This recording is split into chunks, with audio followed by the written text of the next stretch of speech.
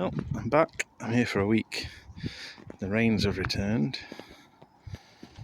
At least I'm in the right place on a boat. Right, a lot to do, so I'll crack on. Baldrick. I've come down for a full week to crack on, get the boat ready for BSS. But while it's nice weather, I just want to crack on with a little job, which I need to do when the stove's not lit. Fire grate video where my son cleaned this up for me, and I put the fire polish, what I thought was lead blacking all over it. Turns out it's not. It is literally just a polish. So it's actually, I've still got a leak coming through here, which it's on the list, but it's not the highest priority. When it rains heavily, water does come in. I think it comes here and drips down onto the fire, and it's rusted again. So I need to clean that up, stick some Vactan on it, and then I've got some actual stove paint to put on, which I should have put on in the first place. And then that can hopefully go off in a few hours, and I'll be able to light it tonight for heat when the temperature drops.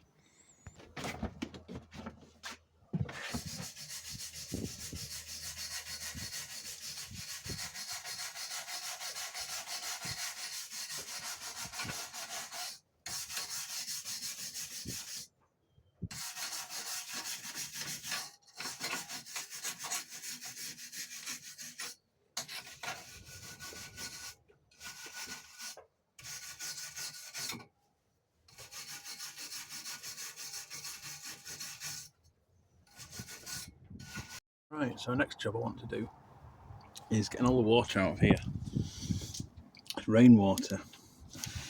And it finds its way in, I think, through these vents here. I'm hoping that's where it's finding its way in anyway. So I did try using my little submersible pump, and they're great little pumps, but it's not deep enough. This is the little setup I have. It's great for like transferring fuel, emptying your water tank, things like that. And that fits just down the fuel hole perfectly. And that's a nice snug fit on there, it's the right size, so you don't even need a Jubilee clip, which is a good job because with a Jubilee clip on it doesn't fit through the hole. But yeah, the water's up to about this depth, so it's not quite, it needs to completely cover it. So that brings us back to the old favourite, the wet and dry hoover. Charles has to step in again and save the day. I can't leave it in there because if I drop a power tool or anything in there, that's run a chance it's going to be buggered.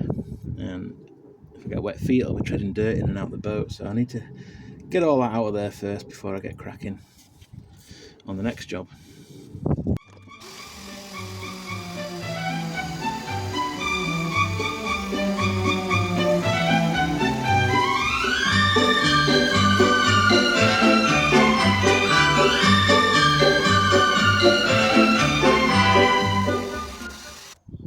The bulk of it out.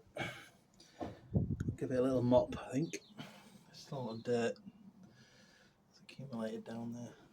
A little mop out. So one of the jobs I need to do is connect up my engine starter circuit.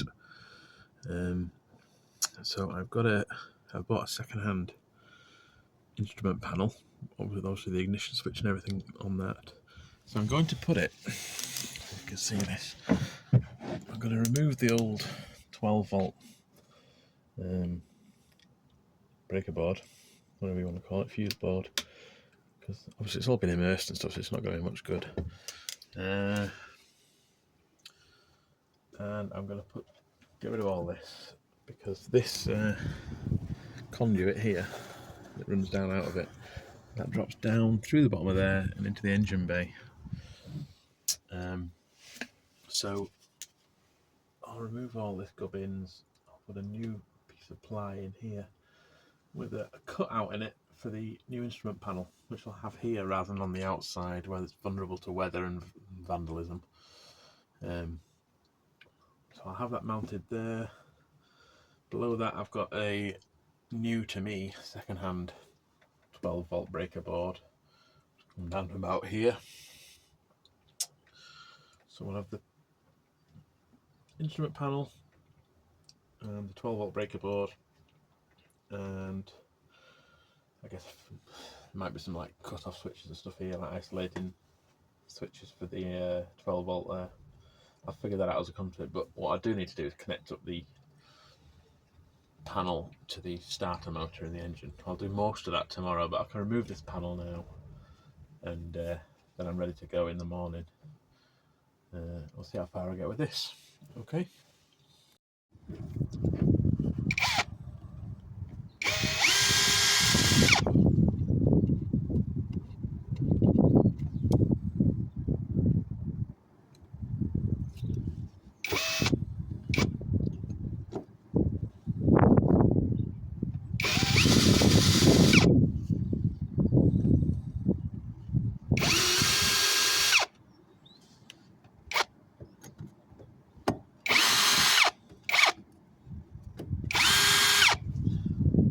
Well, I quite like this panel, but I like the retro look of it. But I'll have a look at it. But I don't know how useful it could be. It takes up a lot of room. The old panel was on the outside. I don't want to do that. Even though most of the time I'm going to be moored in a club, a secure club. There will be times I want to leave it on the cup. I just think having a panel outside is vulnerable. Steamboats damaged by vandalism. There's one over here with all the windows smashed out. So yeah, just keep the panel here where it'll be locked away.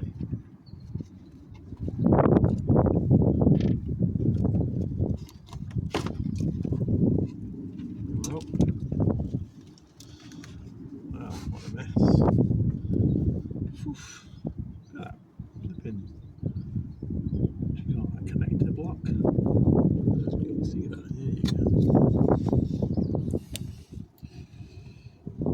Quite a mess in there. Bit of a rat's nest, you might say. So,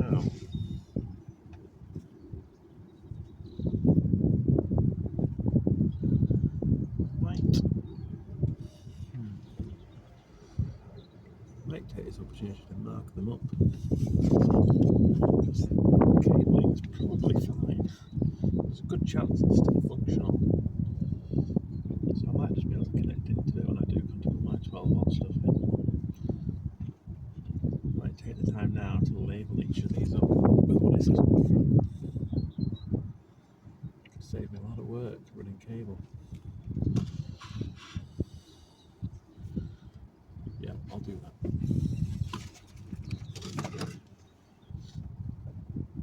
So, me being me, lost all my Sharpies. I do have these white markers, which are quite handy. So I can mark these up. So what I've done, I've numbered the fuses 1 to 12 on here, and then I'm putting one of these velcroed labels on the back of each supply, 12 volt supply line, with the corresponding number, so I can use this as a reference later, rather than trying to write the entire thing out with this white marker on each label.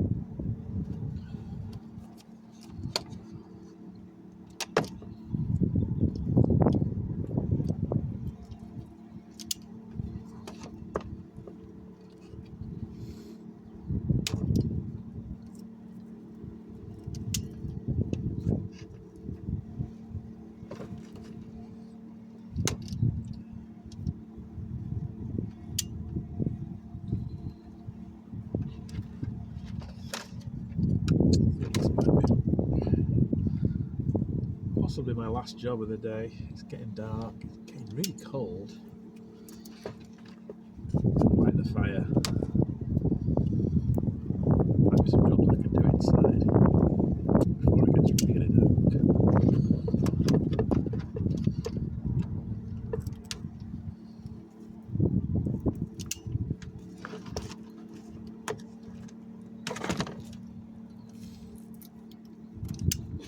Can't see.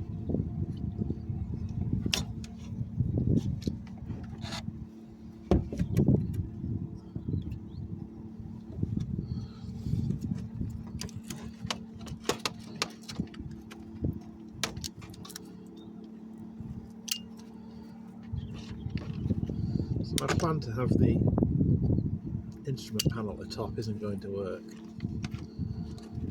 because I just offered it up before I started this job.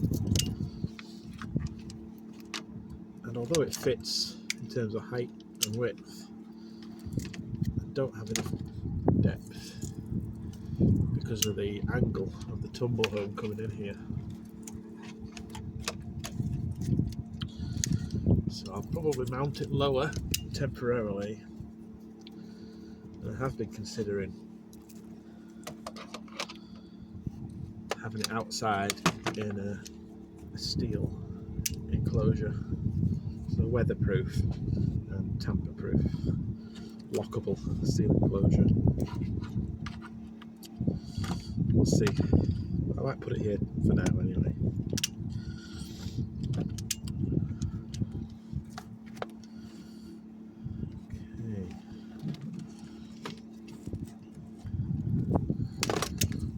These are the supplies.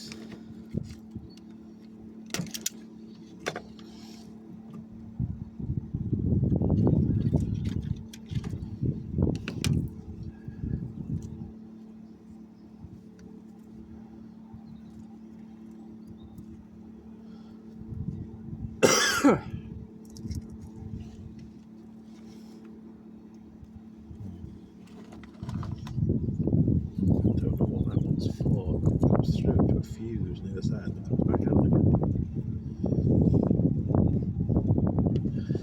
Those two fuses supply each board. What does that one supply? Absolutely no idea. Just out of the isolating switch back in again. Wrap that up. Light's not up there, is it?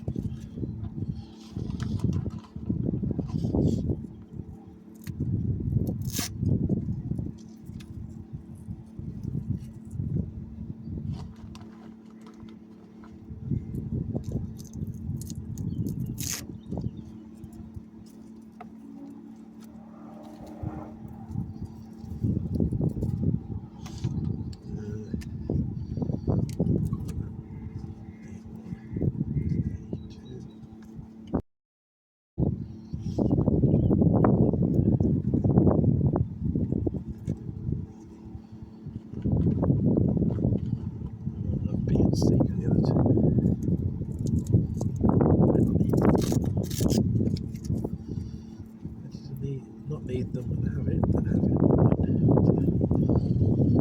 To have it, not need it, need it, not have it. That's the one.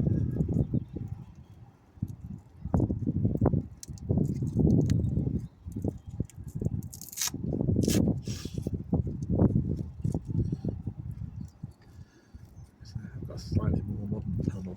Still second hand, but slightly more modern. Let's see.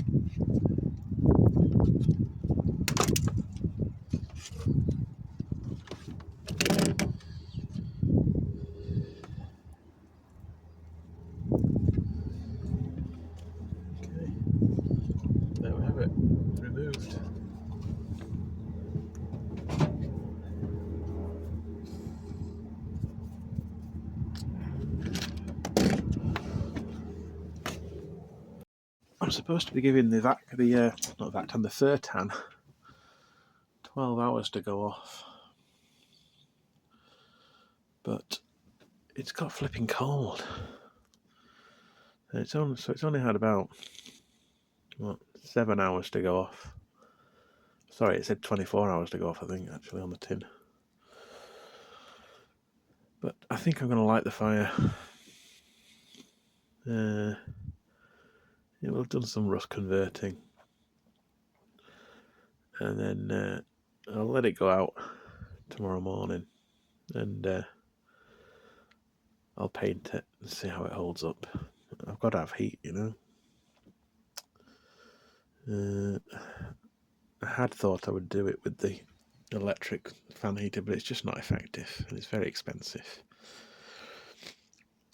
So that's what we're doing. We're going to light the fire.